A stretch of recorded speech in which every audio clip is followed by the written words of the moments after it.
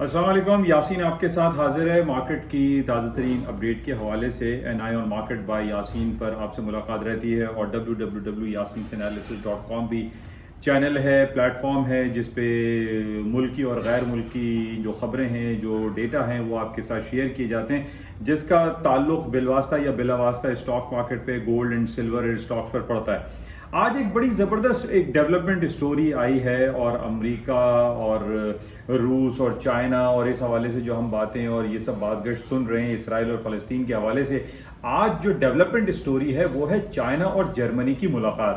یہ بڑی امپورٹنٹ، دیکھیں اس کا پس منظر سمجھنے کے لیے میرے پاس ایک کتاب ہے ایڈولف ہٹلر کی، اس کو بھی آپ سمجھیں اور پڑھیں، اس سے آپ کو اندازہ ہو جائے گا کہ یہ آج جو صورتحال اسرائیل اور فلسطین کی برپا ہے اس کے پیچھے جو ہے وجوہات کیا ہیں۔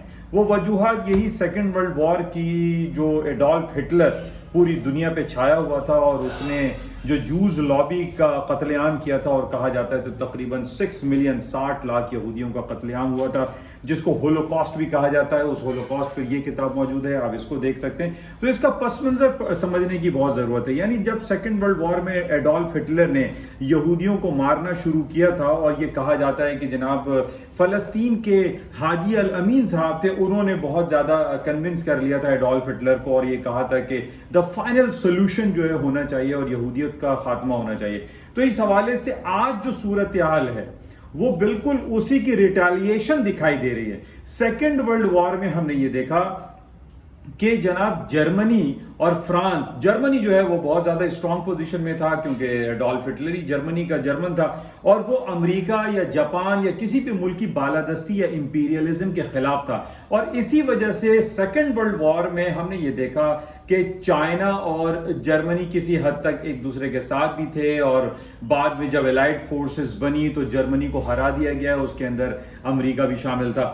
تو بہرحال یہ جو ڈیولپمنٹ اسٹوری آئی ہے، اور کہ جناب آج جرمنی اور چائنا کے مابین جو ہے وہ ملاقات ہو رہی ہے، اور اس میں یہ دیکھنا پڑے گا کہ کیا جرمنی جو بیک ان 1944 میں امپیریلزم کے خلاف تھا، چاہے وہ جاپان ہو یا امریکہ ہو یا کوئی بھی کنٹری ہو، اس کی امپیریلسٹ کے اگینسٹ تھا، تو کیا آج دوبارہ سے جرمنی اس حوالے سے کوئی پیش رفت کرتا ہے یا نہیں کرتا؟ اس سلسلے میں ہمیں یہ ڈیولپمنٹ اسٹوری دیکھنی پڑے گی کہ جرمنی اور چائنا کے درمیان جو ملاقاتوں کا سلسلہ شروع ہوا ہے، کیا اس سے کوئی حالات بہتر ہو سکتے ہیں؟ کیا جرمنی جو ہے وہ چائنا کے ساتھ مل کر کوئی ایسا پلیٹ فارم کریٹ کرے کہ جناب یہ جو جنگی حالات ہیں، جو صورتحال ہے فلسطین اور اسرائیل کے مابین، حماس کے اوپر یا یمن ہے یا لیبنن ہے یا سیریا ہے، ان حالات کو کنٹرول کرنے کے لیے کوئی کردار ادا کر سکتا ہے یا نہیں؟ لیکن آج جب یہ اسٹوری ہمارے سامنے آئی، ریویلڈ ہوئی کہ جناب چائنا اور جرمنی کے ملاقاتوں کا سلسلہ شروع ہوگا، تو آج اس کا پازیٹیو ایفیکٹ یہ آیا ہے کہ سونے کی قیمتیں جو تاریخی بلندیوں پر چل رہی تھی، اس کے اندر تھوڑا سا ٹھہراؤ آیا ہے۔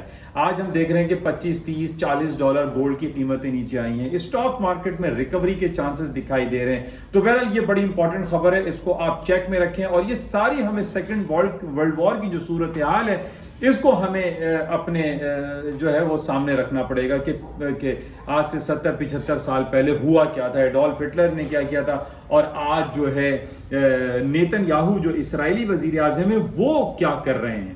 تو بہرحال یہ اسٹوریز آپ دیکھیے، اور اس کے جو مجھے سمجھ میں آیا ہے کہ آج گولڈ اینڈ سلور کی مارکیٹیں جو اگر اس کو تھوڑا سا نیچے آئی ہیں اس وقت تک جو یورپ کی مارکیٹ چل رہی ہے، اس کی وجہ یہ ہو سکتی ہے۔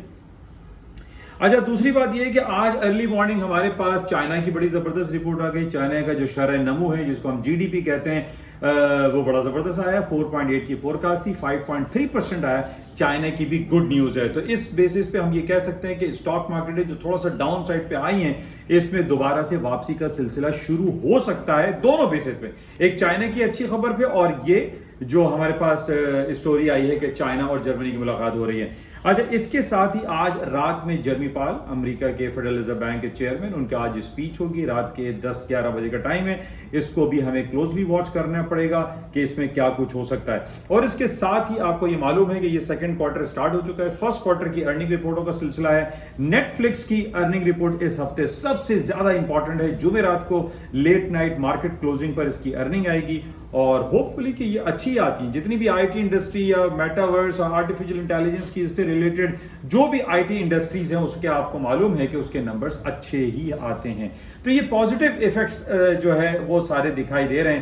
تو بہرحال اس کو ہم چیک میں رکھتے ہیں اور آج رات میں شام میں اور کل بھی دیکھیں گے کہ کیا ڈیولپمنٹ ہوتی ہے اور خاص طور پہ چائنا اور جرمنی کی جو ملاقاتیں ہیں اس کے کیا پازیٹیو یا نگیٹو اثرات پڑتے ہیں بازاروں پہ. اور تیل کی قیمتوں کے حوالے سے بتاتا چلوں آخر میں کہ تیل کی قیمتوں میں اوپر جانے کے چانسز دکھائی دے رہے ہیں. بہت زیادہ میڈیا میں یہ بات آ رہی ہے کہ جناب ایران نے چونکہ اسرائیل پر اٹیک کیا تھا, کافی 300 ڈرونز اور میزائلز داغے تھے, تو اس کے ریٹیلیشن میں اسرائیل کوئی حملہ کر سکتا ہے ایران کے اوپر. تو اس کشمکش میں ان بیسس پہ تیل کی قیمتوں میں اوپر جانے کے امکانات دکھائی دے رہے ہیں کہ ظاہر ہے جب جنگی صورتحال ہوتے ہیں تو وہ جو ریڈ سی کا ایریا ہے وہاں سے سارے کنٹینر جو پیٹرول لے کے چلتے ہیں وہ بند ہو جاتے ہیں, حالات سنگین ہو جاتے ہیں. یا اسٹریٹ آف ہرمز کا جو علاقہ ہے جہاں سے ساری تیل کے ٹینکرز چلتے ہیں, ایران کا جو ایک بڑا اسٹریٹجیکلی اور جیوگرافیکلی بڑا امپورٹنٹ ایریا ہے اسٹریٹ آف ہرمز,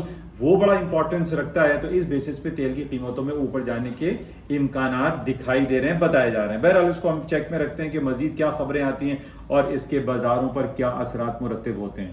انشاءاللہ آپ سے رابطہ رہے گا اور جو بھی نیکسٹ اسٹوریز ڈیولپ ہوں گی بازاروں میں وہ آپ کے ساتھ شیئر کی جائے گی.